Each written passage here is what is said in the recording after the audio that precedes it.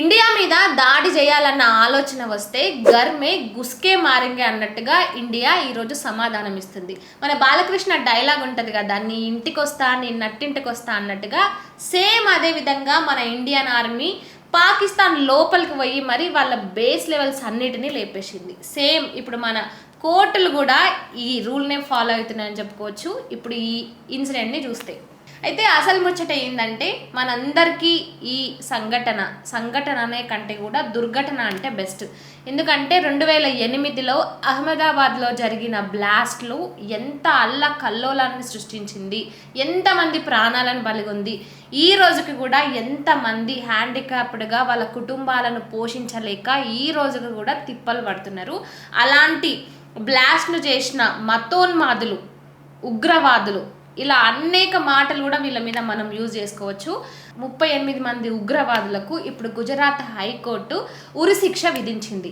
భారతదేశ హిస్టరీలోనే ఇలాంటి ఒక ఉరిశిక్ష, అది కూడా ఒకే టైంలో ఇంతమందికి విధించడం అనేది ఇప్పటి వరకు జరగలేదు. ఈ తీర్పు అనేది ఇండియాలో సంచలనం అనే చెప్పాలి.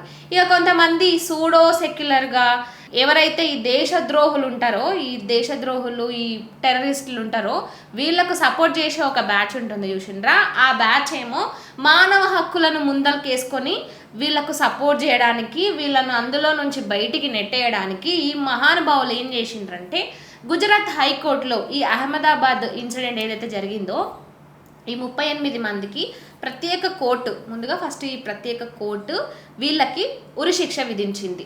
అయితే దీన్ని సవాల్ చేస్తూ మాకు ఉరిశిక్ష వద్దు, మేము అంత పెద్ద నేరం ఏం చెయ్యలేదు, మేము దేశాన్ని ఉద్ధరించినాం అన్నట్టు ఈ 38 మంది హైకోర్టులో, గుజరాత్ హైకోర్టులో పిటిషన్ దాఖలు చేసిండ్రు. ఏమని, మాకు ఇందు నుంచి విముక్తి పొందించండి అని. అయితే ఇక్కడ హైకోర్టు ఏం చేసిందంటే ఏదైతే ఈ ప్రత్యేక కోర్టు జడ్జిమెంట్ ఇచ్చిందో ఈ 38 మందికి ఉరిశిక్ష పడాల్సిందేనని ఆ జడ్జిమెంట్ని ఏకీభవిస్తూ సమర్థిస్తూ ఈ 38 మందికి ఉరిశిక్ష విధిస్తున్నామంటూ కూడా డిక్లేర్ చేసింది.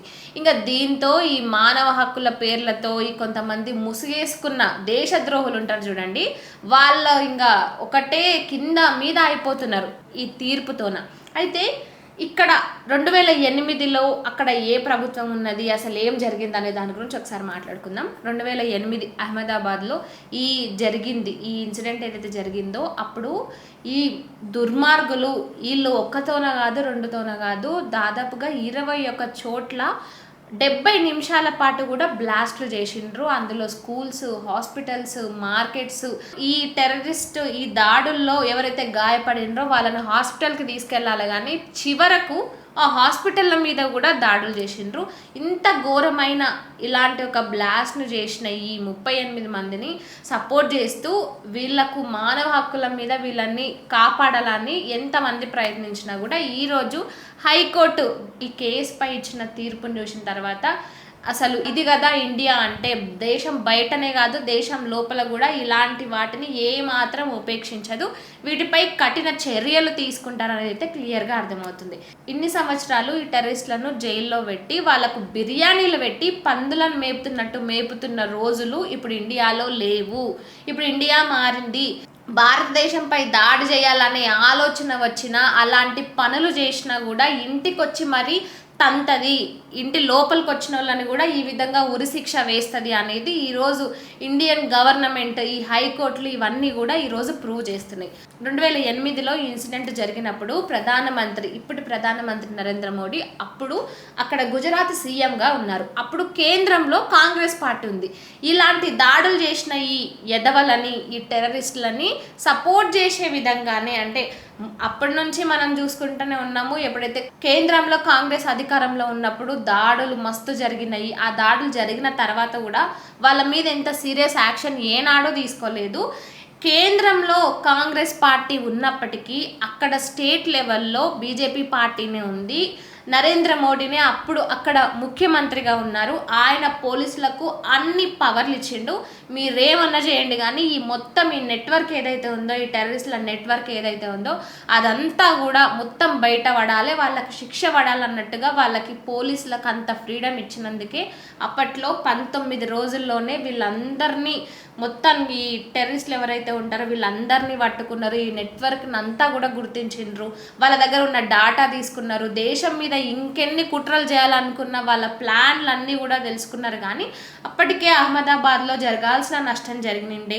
56 మంది ఇందులో చనిపోయారు. 200 మందికి పైగా కూడా అందులో గాయపడి ఈ రోజుకు అంగవైకల్యులుగా హ్యాండిక్యాప్డ్గా కూడా జీవితంతోనే పోరాడుతున్నారు. మరి అప్పట్లో కాంగ్రెస్ అధికారం కేంద్రంలో ఉన్నా కూడా గుజరాత్ రాష్ట్రంలో ముఖ్యమంత్రిగా ఇప్పుడు ప్రధానమంత్రి నరేంద్ర మోడీ ఉన్నాడు కాబట్టి ఈ కేసు ఈరోజు ఇంత విజయవంతంగా ఆ టెర్రరిస్టులకు ఉరిశిక్ష అనేది పడింది.